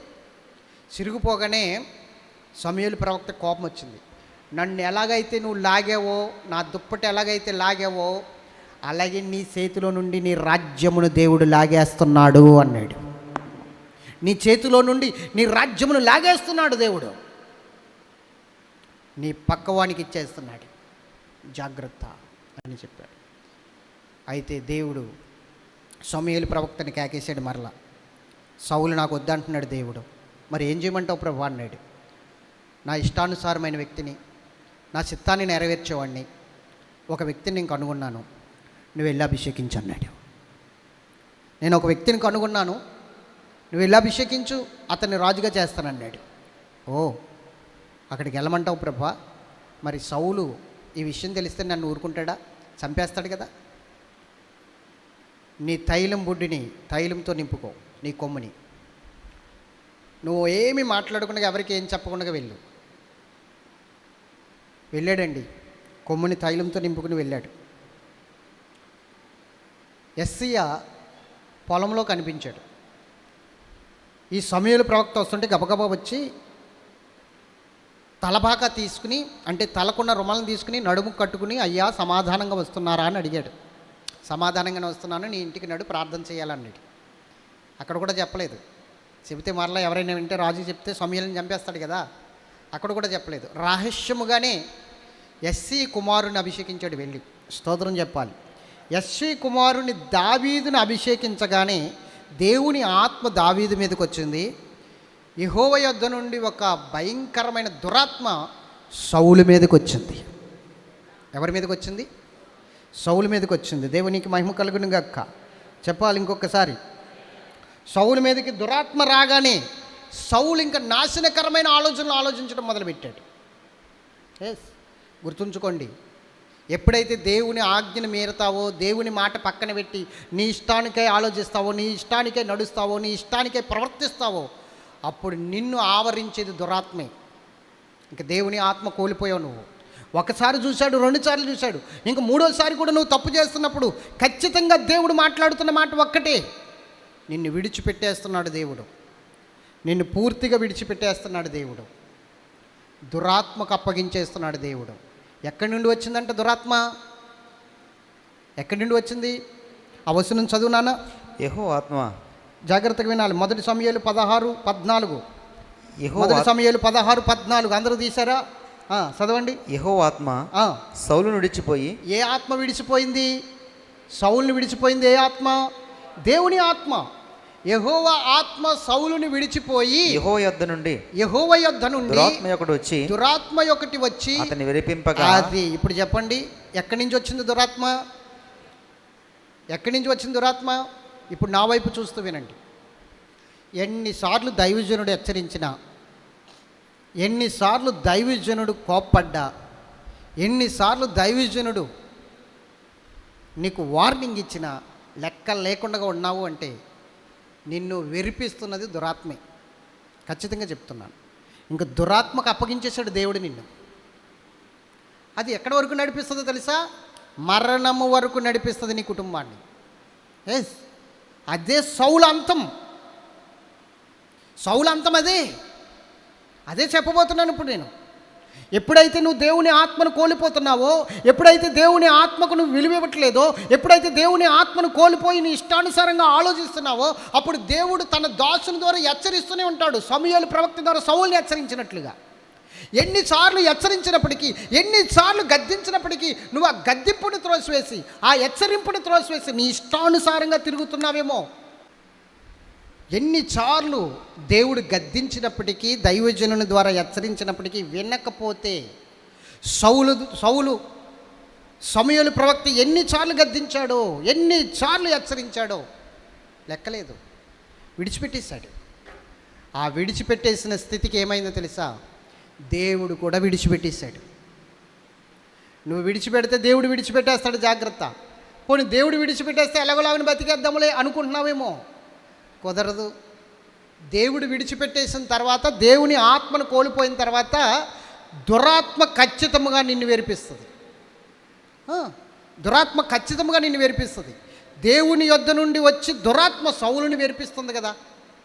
అంటే సౌలుని ప్రేరేపిస్తుంది అనమాట. వెరిపించడం అంటే ఏంటి? సహోదరుడు వింటున్నావా? వెరిపించడం అంటే ఏంటి? ప్రేరేపించటం. ఎలా ప్రేరేపిస్తుంది? నాశనానికి వెళ్ళడానికి, నాశనమైపోవడానికి ప్రేరేపిస్తూనే ఉంటుంది. ఎస్, దురాత్మకు అప్పగించేస్తాడు సౌలుని. సౌలు కుటుంబాన్ని దురాత్మకు అప్పగించేశాడు. ఎన్నిసార్లు గద్దించినా, ఎన్నిసార్లు హెచ్చరించినా వినని నీవు కూడా ఇలాంటి పరిస్థితికి వెళ్ళిపోతావు. జాగ్రత్త. దేవుడు నిన్ను దురాత్మకు అప్పగించాడంటే దురాత్మ ఖచ్చితంగా ఆయన అప్పగిస్తాడు. ఇంకా నువ్వు చూసుకో, ఇంకా నాకు సంబంధం లేదు, నేను విడిచిపెట్టేశాను అని అప్పగించాడు అనుకో. ఆ దురాత్మ వచ్చి నిన్ను ఎంతవరకు తీసుకెళ్తా తెలుసా? సౌలు జీవితాన్ని ఎంతవరకు తీసుకెళ్ళిందో చూపిస్తాను మీకు. దురాత్మ సౌలు బ్రతుకుని ఏం చేసిందో చూపిస్తాను. బ్రతుకుని కాదు, కుటుంబాన్ని ఏం చేసిందో చూపిస్తాను. దేవుని బిడ్డలారా, దేవుడు మొత్తం మాట్లాడడం మానేశాడు సౌలుతో. దైవజనుడి ద్వారా కానీ, ఉరుముల ద్వారా కానీ, మెరుపుల ద్వారా కానీ ఏ విషయంలో కూడా ఇంకా దేవుడు మాట్లాడడం మానేశాడు. గుర్తుంచుకోండి. అలాంటి పరిస్థితుల్లో సౌలుకి భయం వేస్తుంది, శత్రువులు వచ్చేసారు, ఫిలిప్తీలు దండెత్తి వచ్చేసారు రాజ్యం మీదకి, ఇజ్రాయెల్ రాజ్యం మీదకి, సౌలు మీదకి. ఏం చేయాలో అర్థం కాకుండా ఉన్న పరిస్థితి. అప్పుడు సౌలు అన్నాడు తన వారిని, తన సైనికుల్ని పిలిచి, కర్ణపిశాసి స్త్రీ ఎక్కడుందో కనుగొనండి, నేను ఆమె దగ్గరికి వెళ్ళి సోది అడగాలంటున్నాడు. ఎవరిని కనుగొనమంటున్నాడు ఇప్పుడు? కర్ణపిశాసి అంటే సోది చెప్తారు చూసారా, దెయ్యాలను అడ్డు పెట్టుకుని అక్కడికి వెళ్ళాలనుకుంటున్నాడు. ఒకప్పుడు కర్ణపిశాసుని వెళ్ళగొట్టింది ఆయనే. చూడండి, 1 సమూయేలు 23:3 చదవండి. 1 సమూయేలు 23:3. సమూయేలు దావీదుతో కూడా కూడి ఉన్న జనులు 1 సమూయేలు నాన్న 28:3. సమూయేలు మృతి పొందగా 28:3. సమూయేలు మృతి పొందగా ఇశ్రాయేలీయులు అతని గురించి లోపం చేసి రామాను అతని పట్టణంలో అతని పాతిపెట్టి ఉండిరి. మరియు సౌలు కర్ణపిశాచము గలవారిని చిల్లంగి వారిని దేశంలో నుండి వెళ్ళగొట్టి ఉండెను. చెప్పండి, ఇప్పుడు ఏం చేశాడు సౌలు? వెళ్ళగొట్టేశాడు. సౌలు వెళ్ళగొట్టేశాడు వాళ్ళని. కానీ ఇప్పుడేమంటున్నాడు తెలుసా? అదే 1 సమూయేలు 28:7 చదవండి. 28:7. అప్పుడు సౌలు, నా కొరకు మీరు కర్ణపిశాచము గల ఒక స్త్రీని కనుగొనుడి, నేను పోయి దాని చేత విచారణ చేతునని. ఇప్పుడు ఎక్కడికి వెళ్తున్నాడు? ఏదైతే ఎల్లగొట్టేశాడో దేవుడి నామంలో, ఏదైతే పారద్రోలేశాడో దేవుడి నామంలో, మళ్ళీ దాన్ని ఆశ్రయించవలసి వచ్చింది.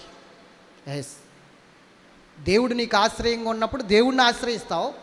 దేవుణ్ణి ఎప్పుడైతే విడిచిపెట్టేసావో, దురాత్మ ఎప్పుడైతే నిన్ను వెరిపిస్తుందో ఇంక దురాత్మనే ఆశ్రయిస్తావు. ఇప్పుడు కర్ణపిశాసుని ఆశ్రయిస్తున్నాడు, కర్ణపిశాసు దగ్గరికి వెళ్తున్నాడు. ఎంత దౌర్భాగ్యమో చూడండి. ఇప్పుడు వెళ్ళగొట్టింది అతనే దేశంలో నుంచి, పారద్రోలింది అతనే దేశంలో నుంచి. ఇప్పుడు మరలా వెతుక్కుంటూ వెళ్తున్నాడు, మారు వేషం వేసుకుని అక్కడ కూర్చుని సమూయేలు ఆత్మను పైకి తీసుకురా అంటున్నాడు. దురాత్మకు అప్పగించబడ్డావేమో, అందుకే దేవుని మాటలు నీకు లెక్కలేదు, దైవజనుడి మాటలు నీకు లెక్కలేదు. పైగా దైవజనుడి గురించి చెడుగా మాట్లాడడం, దైవజనుడి గురించి సాడీలు చెప్పడం, దైవజనుడి గురించి ఇంకొక రకంగా డైలాగులు వేయడం, ఇవన్నీ నువ్వు ఎందుకు చేస్తున్నావు? దురాత్మ నేను ప్రేరేపిస్తుంది. అలాగా దైవజనుడి గురించి ఇలా చెప్పు, దైవజనుడి గురించి అలా చెయ్యి, దైవజనుడి గురించి ఇలా చెప్పు, ప్రేరేపిస్తుంది, వెరిపిస్తుంది. ఎందుకు? నీకు నాశనం రావాలి కదా. మరి దైవజనుడిని దూషించినప్పుడు నీకు నాశనం వస్తుంది, సంఘాన్ని దూషించినప్పుడు నీకు నాశనం వస్తుంది, అలాగే దైవత్వాన్ని దూషించినప్పుడు నీకు నాశనం వస్తుంది. అందుకనే దురాత్మ నీలో ఉండి ప్రేరేపిస్తుంది. దైవజనుని ఇలాగాను, దైవజనుని అలాగాను, సంఘాన్ని ఇలాగాను, దేవుణ్ణి ఇలాగాను ప్రేరేపిస్తుంది. అలా ప్రేరేపించవస్తుంది. ఇప్పుడు ఎన్నిసార్లు గద్దించుంటాడు దైవజనుడు? అభ్యంతరం పెట్టుకున్నావా? దైవజనుడు గద్దిస్తాయి. కోప్పడ్డావా? దైవజనుడు గద్దిస్తాయి. మూలకెళ్ళి ఏడుస్తున్నావా? దైవజనుడు గద్దిస్తే. దైవజనుడు గద్దిస్తే నీలో రావాల్సింది మార్పు. దైవజనుడు గద్దిస్తే నీలోకి రావాల్సింది మార్పు, అంతేకాని కోపం కాదు. నీకు రావాలి మార్పు, రాకూడదు కోపం. కానీ దైవజనుడు గద్దిస్తే కోపం, సమయానికి రమ్మంటే కోపం. స్తోత్రం చెప్పాలి గట్టిగా. సమయానికి రారు, పాటల్లో వస్తారు, ఆరాధనలో వస్తారు, వాక్షు మధ్యలో కూడా వస్తారు. బ్రదర్ సమయానికి రండి అంటే ఏదో కారణం చెప్తాం, కొంచెం గట్టిగా మాట్లాడితే కోపాలు వస్తాయి. దేవునికి మహిమ కలుగును గాక. మరి ఏం ప్రయోజనం అలా వస్తే? అప్పుడు నీలో కోపం వస్తుందంటే, నీలో కోపం రేపుతుంది అంటే ఎవరున్నారు ఇప్పుడు నీలో? దేవుని ఆత్మ, దురాత్మ. దేవుని ఆత్మ కోపం రప్పించు. దేవుని ఆత్మ ఏం చేస్తుందో తెలుసా? ఎప్పుడు సమాధానంగా ఉంటుంది, సరి చేసుకోమంటుంది, సరి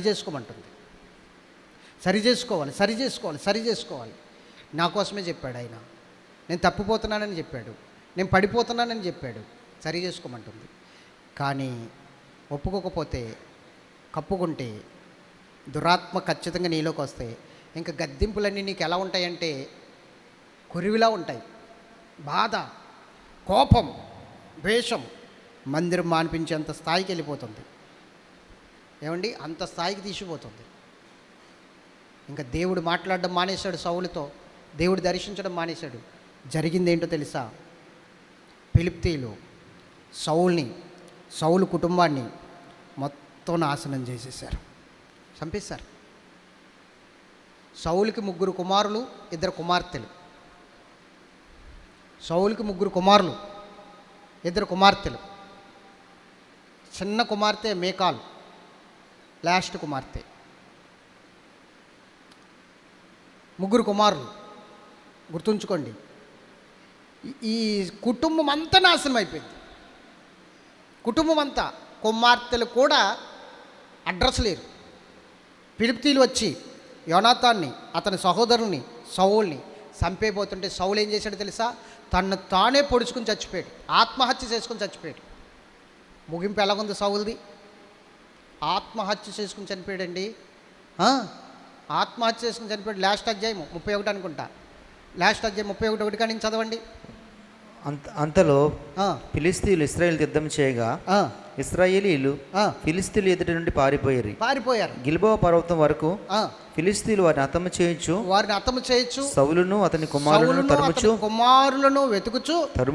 తరుముచు యోనాతాను అబీనాదాబు మెల్కీషువా సౌలు యొక్క కుమారులను, సౌలు 3 కుమారులు, సౌలు యొక్క కుమారులను హతము చేశారు, చంపేశారు. యుద్ధంలో సౌలు ఓడిపోచుండగా అతడు అంబులు వేయి వారి కంటపడి వారి చేత బహుగాయములు నొందెను. చూడండి, తర్వాత అతన్ని ఆత్మహత్య చేసుకున్న స్థితిని చదువునాను. అప్పుడు సౌలు సున్నతి లేని వీరు వచ్చి నన్ను పొడిచి అపహాస్యం చేయకున్నట్లు నీ కత్తి దూసి దాని చేత నన్ను పొడవమని తన ఆయుధములు మోయవనితో చెప్పగా అతడు భయము చేత అలాగు చేయననుకుండెను. గనుక సౌలు తన కత్తి పట్టుకొని దాని మీద పడెను. తన కత్తి పట్టుకునండి ఇలా పెట్టుకుని దాని మీద పడిపోయాడు, చచ్చిపోయాడు. అంటే తనకు తాను ఆత్మహత్య చేసుకుని చచ్చిపోయాడు. చూసారా? ఎందుకు? దురాత్మ అతన్ని ప్రేరేపించింది. దేవుని ఆత్మను కోల్పోయాడు, దురాత్మ అతనికి వచ్చింది. ఎందుకు వచ్చింది దురాత్మ? దేవుడు చెప్పినట్టు చేయలేదు కాబట్టి, దైవజనుడి మీద అభ్యంతరం పెట్టుకున్నాడు కాబట్టి, దైవజనుడి గద్దింపులు లెక్క చేయలేదు కాబట్టి ఇంక దురాత్మకు అప్పగించేశాడు దేవుడు. నేను అంటాను, సౌలు ప్రారంభము చాలా బాగుంది, ముగింపు భయంకరంగా ఉంది. ఈరోజు ప్రారంభము కన్నా ముగింపు బాగుండాలి. ముగింపు చాలా బాగుండాలి. ముగింపు ఆశీర్వాదకరంగా ఉండాలి. ఆశీర్వాదం ఎలా ఉండాలంటే నీకు, నీ కుటుంబానికి, నీ బిడ్డలకి ఆశీర్వాదకరంగా ఉండాలి ముగింపు. కుటుంబాన్ని నాశనం చేసుకున్నాడు సౌలు, కుటుంబాన్ని నాశనం చేసుకున్నాడు. కుమారులు చనిపోయారు, ఎవ్వరూ లేరండి. కుంటివాడు ఒక్కడున్నాడు, యోనాతాను కుమారుడు, అంతే. అందరూ చనిపోయారు, అందరూ నాశనం అయిపోయారు. దేవుని బిడ్డలారా, ఈరోజు నేను చెప్తున్నాను, సౌలు వలె మన జీవితాన్ని పాడు చేసుకోకూడదు. మొదటి రాజు, ఇజ్రాయేలీలకు మొట్టమొదటి రాజు సౌలు. గాడిద తప్పిపోయిందని దేవుని దగ్గరికి రావడం ఏంటి? సౌలు రాజుగా అభిషేకించబడడం ఏంటి? కాపాడుకోవలద్దా ఆ పరిస్థితి? దేవుడు ఆశీర్వదించిన ఆశీర్వాదాన్ని కాపాడుకోవలద్దా? చాలామందికి ఆశీర్వాదం వచ్చిన తర్వాత గర్వం వస్తుంది, అహంకారం వస్తుంది, దుష్టత్వం వస్తుంది, కళ్ళు నెత్తి మీదకి వెళ్ళిపోతాయి, కాళ్ళు భూమి మీద ఉండవు, చాలా దారుణంగా ఉంటారు. దేవుడిచ్చిన ఆశీర్వాదం ఎప్పుడు కూడా దేవునికి లోబడుటలోనే ఉంటుంది, నిలబడి ఉంటుంది. ఎదిగి కొలిది ఒదుగుతూ ఉండాలి. ఆశీర్వాదకరంగా ఉండాలి అంటే ఖచ్చితంగా దేవుడు చెప్తున్న మాట వినాలి, ఖచ్చితంగా దైవజనుడి మాట ప్రకారంగా నువ్వు నడవాలి, అప్పుడే ఆశీర్వదించబడతావు. దైవజనుడి మాట పక్కన పెట్టి ఇష్టానుసారంగా చేసి పక్కనున్న వారి మాటలు విని చేసినందుకు సౌలు కుటుంబం కూడా పతనం అయిపోయింది. ఈ రోజున పతనం అయిపోయింది. నువ్వు దేవుని మాట ప్రకారంగా నడుస్తున్నావా? నీ ఆలోచన ప్రకారంగా నడుస్తున్నావా? లేకపోతే పక్కవారు లోకస్తులు ఏదైనా సలహా ఇస్తుంటే ఆ సలహా ప్రకారంగా నడుస్తున్నావా? సౌలు వలె కాదు మన జీవితం ఉండవలసింది, సౌలు వలె కాదు. దేవుడు చెప్తూ ఉన్నాడు, మన జీవితాన్ని మనము దేవుని సన్నిధిలో దేవుని ఆత్మ ద్వారా నడిపించుకుని ఉన్నతమైన స్థితిలోకి వెళ్ళాలి, ఆత్మ సంబంధమైన కృపలో కట్టబడాలి. సౌలులా మన బ్రతుకుని పతనం చేసుకోవద్దు. మనకే కాదు, మన బిడ్డలు కూడా పతనం అయిపోతున్నారండి. సౌలు బిడ్డలు పతనం అయిపోయారే లేదా? సౌలు కుమారులు కూడా చచ్చిపోయారు కదా, సౌలు చేసిన మోసాన్ని బట్టి, సౌలు చేసిన ద్రోహాన్ని బట్టి. ఈరోజు నీ బిడ్డలకు ఆశీర్వాదాన్ని ఇస్తున్నావో శాపాన్ని ఇస్తున్నావో ఒకసారి ఆలోచించు. నీ బిడ్డలకు నువ్వు ఇవ్వాల్సింది ఆశీర్వాదం, శాపం కాదు. ఆస్తులు సంపాదించేస్తున్నాను అనుకుంటున్నావేమో, ఆస్తులతో పాటు శాపం కూడా పెరుగుతుంది. నీవు ఇవ్వాల్సింది ఆస్తులు కాదు, శాపాన్ని కాదు, దేవుని ఆశీర్వాదాన్ని ఇవ్వాలి. దేవునిలో నీ బిడ్డలు కట్టబడాలి. నువ్వు కట్టబడితే నీ బిడ్డలు కట్టబడతారు. అంతేకాని నువ్వు దేవుని మాట లెక్క చేయకుండా, దేవుని సన్నిధి లెక్క చేయకుండా, వాక్యాన్ని లెక్క చేయకుండా, దైవజనుని మాట లెక్క చేయకుండా, హెచ్చరింపులు లెక్క చేయకుండా, గద్దింపులు లెక్క చేయకుండా, నువ్వు అనుకున్నదే నువ్వు చేసుకుంటూ అలాగే వాగుతాడులే అతను, అలాగే చెప్తాడులే అతను, అలాగే అంటాడులే అతనని నువ్వు చేయవలసింది నువ్వు చేస్తే దానికి అర్థం ఏంటో తెలుసా? ఆల్రెడీ నీలో దురాత్మ ప్రేరేపిస్తుంది, దురాత్మకు నువ్వు లోబడిపోయావు, దురాత్మ నీలో ప్రవేశించిందని అర్థం. ఇంకా దురాత్మ నిన్ను నడిపిస్తుంది, దేవుని ఆత్మ కాదు. దేవుని ఆత్మ వెళ్ళిపోయాడు, దురాత్మ నీలోకి వచ్చాడు, ఇంకా దురాత్మ నిన్ను నడిపిస్తుంది. అందుకనే దైవికమైన లక్షణాలు ఒకటి లేకుండా పోయింది నీ బతుకులో. దైవికమైన స్థితి ఒకటి లేకుండా పోయింది. దైవికమైన కార్యాలు ఒకటి చేయలేకపోతున్నావు. దురాత్మకు చోటిచ్చేసావు. ఏమో ఒకవేళ దేవుడు కృప చూపిస్తే, నువ్వు పశ్చాత్తాపడితే, ఏడిస్తే, ఆయన పాదాలు పట్టుకుంటే నిన్ను మార్చొచ్చు, నీ బ్రతుకు మార్చొచ్చు, నీ కుటుంబాన్ని ఆశీర్వాదకరంగా నిలబెట్టవచ్చు. ఎంతమంది ఆశీర్వాదకరంగా ఉండాలనుకుంటున్నారు? కుటుంబాన్ని ఆశీర్వాదంలోనికి తీసుకువెళ్ళాలని ఎంతమంది అనుకుంటున్నారు? చెప్పాలి. ఈరోజు అలా అనుకుంటే సౌల్లా ఉండొద్దు. దయచేసి మార్పు చెందు. గద్దింపుని లక్ష్య పెట్టు. సౌలులాగా మన జీవితము నాశనం అయిపోకూడదు, పతనం అయిపోకూడదు. దీవించబడాలి, ఆశీర్వదించబడాలి, నెమ్మదితో సమాధానంతో ఉండాలి. ఎంతమందికి అర్థమైంది వాక్యం? సౌలు గురించి మనం నేర్చుకున్నాం, సౌలు గురించి మనం తెలుసుకున్నాం. ఈరోజు నీ జీవితంలో, నా జీవితంలో సౌలు లాగానే ప్రవర్తించి దురాత్మకు చోటిస్తున్నామేమో, దేవుని ఆత్మను కోల్పోతున్నామేమో. అలాంటి పరిస్థితి మనకొద్దు. దేవుని అభిషేకంతో మనం నింపబడాలి, దేవుని ఆత్మతోనే నడిపించబడాలి. అర్థమైన వారు గట్టిగా స్తోత్రం చెప్పండి. ఇంకొకసారి చెప్పాలి, హల్లెలూయా. దేవుని సన్నిధిలో వాక్యం విన్న ప్రియ సహోదరి సహోదరుడా, ఈరోజు నీవు సౌలులా ఉన్నావా, లేకపోతే దేవుడికి ఇష్టానుసారమైన వ్యక్తిగా నడిచిన దావీదులా ఉన్నావా? దావీదు తన జీవితంలో గద్దింపుని త్రోసివేయలేదు. వచ్చే వారము దేవుని సేవలో అద్భుతంగా వాడబడిన దావీదు గురించి మనం మాట్లాడుకుందాం. కింగ్ ఆఫ్ డేవిడ్ గురించి, అనగా రాజు అయిన దావీదు గురించి మనం మాట్లాడుకుందాం. కాబట్టి ప్రతి ఒక్కరూ కూడా దావీదు యొక్క లక్షణాలు మనలో ఉండాలో, లేకపోతే సౌలు లక్షణాలు మనలో ఉండాలో మనం తెలుసుకోవాలి. అందుకని సౌలు గురించి మనం తెలుసుకున్నాం. కాబట్టి సౌలు లక్షణాలు ఉండకూడదు మనలో, సౌలు లాంటి గుణాలు మనలో ఉండకూడదు, అలాంటి తిరుగుబాటు మనలో ఉండకూడదు, అలాంటి నిర్లక్ష్యపు ధోరణి మనలో ఉండకూడదు. దైవజనుడు హెచ్చరిస్తే ఖచ్చితంగా మాట ప్రకారంగా మనల్ని మనం కట్టుకోవాలి, లేకపోతే ఆశీర్వాదం ఉండదు. నేను ఇప్పుడు చెప్తున్నాను, దైవజనుడి మాట పక్కన పెట్టి జీవిస్తున్న వారి జీవితంలో ఇప్పటికీ నెమ్మది లేదండి, ఇప్పటికీ సమాధానం లేదు. ఎస్,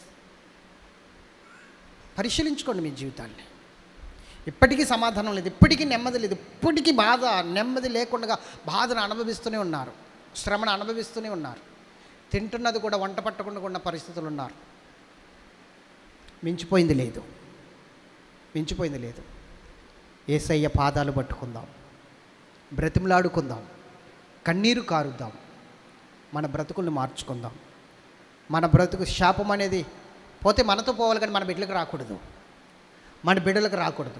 కాబట్టి మనం బ్రతికుండగానే మన బిడ్డలకు ఆశీర్వాదాన్ని ఇద్దాం. మనం జీవించుండగానే మన బిడ్డలకు దీవెననిద్దాం, ఆశీర్వాదాన్ని ఇద్దాం. నెమ్మది లేని జీవితం జీవించొద్దు, నెమ్మది లేని బ్రతకొద్దు.